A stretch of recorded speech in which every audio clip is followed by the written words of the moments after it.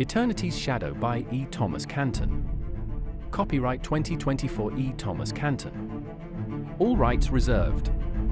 No part of this book may be reproduced or transmitted in any form or by any means, electronic or mechanical, including photocopy, recording, or by any information storage and retrieval system, without written consent from the publisher.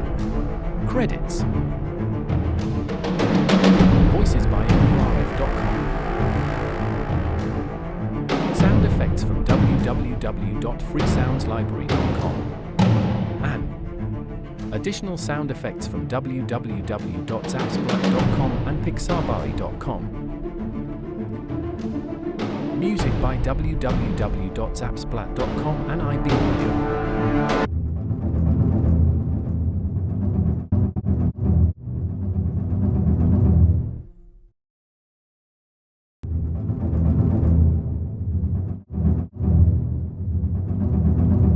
They got it wrong. The four horsemen of the apocalypse. There are 5. Greed, arrogance, intolerance, ignorance and apathy. No, I am mistaken. There are 6. I am retribution. I am the last. Brooke Adams or Octavia Wilde. The infinity of my creation crashed in on me, suffocating me so that I couldn't scream. I struggled for air, entombed in that eternal space. Breathe. Come on, breathe. Fen said as she rushed over to me. After a moment, and with conscious effort, I took shallow breaths, but no amount of air could fill the hollowness that grew inside me. A sound cut through my pain. I'd thought I'd heard it before, but I wasn't certain, and I didn't care. But then I heard it again. 4 light raps. We remained as still as stones as we waited to see if it repeated itself. An eternity passed before it came again. 4 knocks. It could have come from any of a dozen apertures. Again. I waited for it. When it came, I identified the aperture and brought it to connect with the interface. Calm down. If she could have gotten in, she already would have. If only to prove she could. She's still outside. Your safety protocols worked at least that much. Fen had been right. Again. I needed to control myself. Looking through the small opening in the center of the aperture, I saw Brexus standing there looking dangerous in black leather. She looked sad. No. Sad is the wrong word. More like exhausted. As I examined her, she looked past me. You be itch, I said. Fen started. So much so that she backed away from me where Brexus couldn't see her. She had never heard me use that kind of language before. Brexus had once shown me a memory of her murdering an infant in its own baptismal water. I remembered how tangible her hatred had been. I had never felt that kind of all-consuming hatred before. Until that moment. The first time Brexus destroyed my world, killed Fen and her family, I became paralyzed with shock, unable to function. This time, I wanted to inflict a slow, painful death on her. I wanted to watch her scream and writhe under the most barbaric torture I could devise. I know my earth preached forgiveness, but I would court eternal damnation to get my revenge. If Lucifer himself appeared before me offering revenge on Brexus, I would have taken it without hesitation, and considered the payment just. Brooke, I'm sorry you've lost people.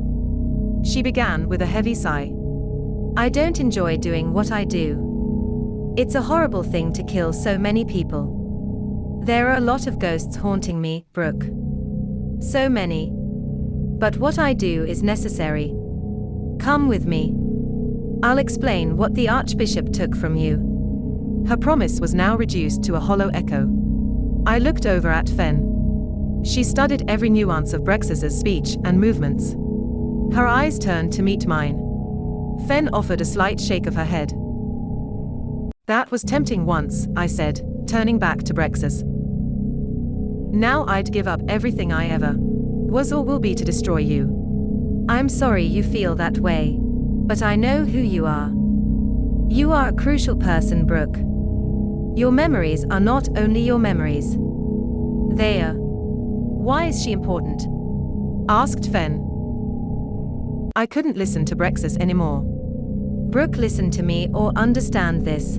You can't protect everyone from me. I just need to talk to you. Wait a minute, said Fen. Brooke. Stop for a second and listen. No. Running to the CCP, I rotated her screen to the opposite side of the sphere. My hands beat the CCP until my blooded fingers could take no more. I let out a scream that echoed on every Earth, in every universe, in all creation. Fen came up behind and held me. Now too weak and exhausted to move, I stood there, breathing in and out, trying to regain my composure. Hold on to the hatred. What did she mean, you can't protect everyone from me? Who was she talking about? No one. Are you sure? I focused on destroying Brexus, but outside of a few cutting remarks, I'd never hurt anyone before. How do you defeat an enemy who knows your every thought? Don't think like yourself, came Fen's answer. Of course, I had to do something that was so out of character for me, something so not me, that she couldn't predict it. I took my gizmo thingy from its charger, and my backpack from the small locker in the base of the CCP. Within that locker were replacement parts for the CCP. Wires, circuit boards, power cables, fans, hard drives, and some instant porridge. Leaving the porridge for later, I took the rest, sat down, and began work. What are you doing? Making a small explosive device. No, you are not a murderer. That's why she won't see it coming. That's not what I meant. You can't kill her. Remember our first morning together? You asked me about my faith. This is what I believe. This is what my faith taught me. Hatred is a poison that doesn't kill the hated, only the one who hates. And your hatred has you laser focused on something you shouldn't focus on at all. It's not what's important. She was right. But hatred held me firm in its unyielding grasp. I placed the device in my backpack with as much care as I could. At the CCP, I checked the readings on the aperture that Brexus had appeared at. Taking a deep breath, I walked through the aperture as Fen followed me down that long tunnel and through the door. I stepped out into a shopping mall. To observers from that world, it appeared as if I had stepped off an elevator. Although if anyone had bothered to look, they would have seen the real elevator 3 floors above me. The gizmo thingy led me through the shopping mall, down into its service levels in the basement. There, I discovered the service door I needed. I took my quantum key from my necklace and opened the door. Fen gasped. On the other side of the door ran the corridor leading to the same platform Brexus had made me believe I destroyed 5 years ago. What? She looked at me. How? She couldn't have appeared at my aperture any other way, I said as we walked down the tunnel to the aperture. Neither could she have detected the second platform going online without it. That's what had caused the second platform to phase shift. The first platform's blocking it. I couldn't think about it without rage taking over. Not rage at Brexus, but rage against myself. How many people did I allow her to murder in the last 5 years, because I couldn't see she outsmarted me? How many Earths are now lifeless, because Brexus had used my original platform against them?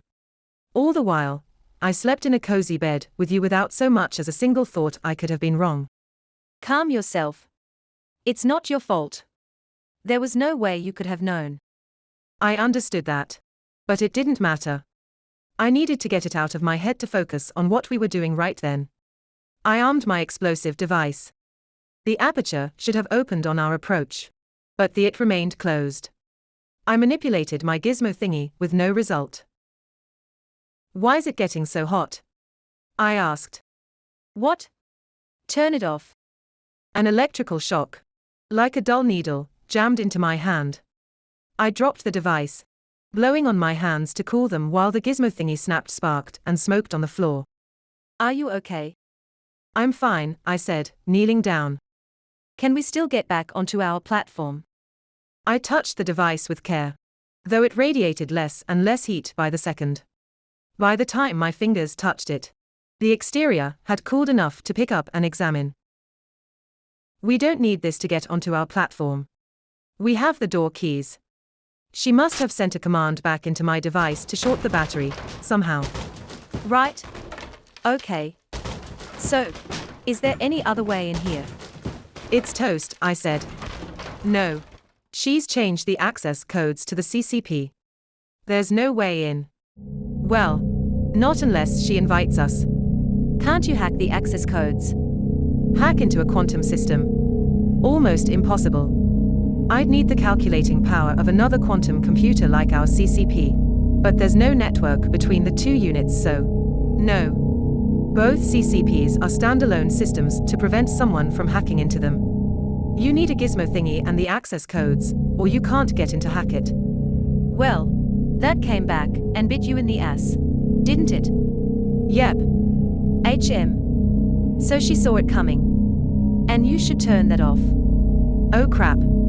I disarmed my explosive device. Clever girl, I said to myself. She had outsmarted me again. And I didn't like it one bit. In fact, I hate not being the smartest person in the room. It doesn't happen often, but I hate it when it does. Upon returning to my platform, I flew into a rage, kicking and hitting the CCP, trying to break it into 1,000 pieces. Fen leaned against the railing, waiting for me to calm down. The folder with the dark matter analysis fell to the deck, its papers scattered across the platform. Hey, Fen said. Watch what you're doing. She had already knelt down to pick up the papers. When I hurt myself enough, and caused no damage at all to the CCP, I fell to the floor, exhausted. I still felt lost in the lake with no idea which direction to swim. That's when it caught my eye. The properties of dark matter, an analysis of power conducting and insulating properties. Fen picked up the sheet. I grabbed it from her hand. What? I took all the papers she had collected so far. I rifled through the pages to find the next, and the next after that. I couldn't believe what I read. Where's page 10? I scanned the floor for the remaining pages. Page 10. Fen echoed as she scrambled to find it. Page 10. She handed it to me before collecting the remaining pages. I devoured all 200 pages of the summary. Grabbing Fen, I pulled her close and kissed her. I won't bore you with the physics of it, but I spotted a way to end Brexus. I set about thinking how best to exploit it. A plan formed in my head.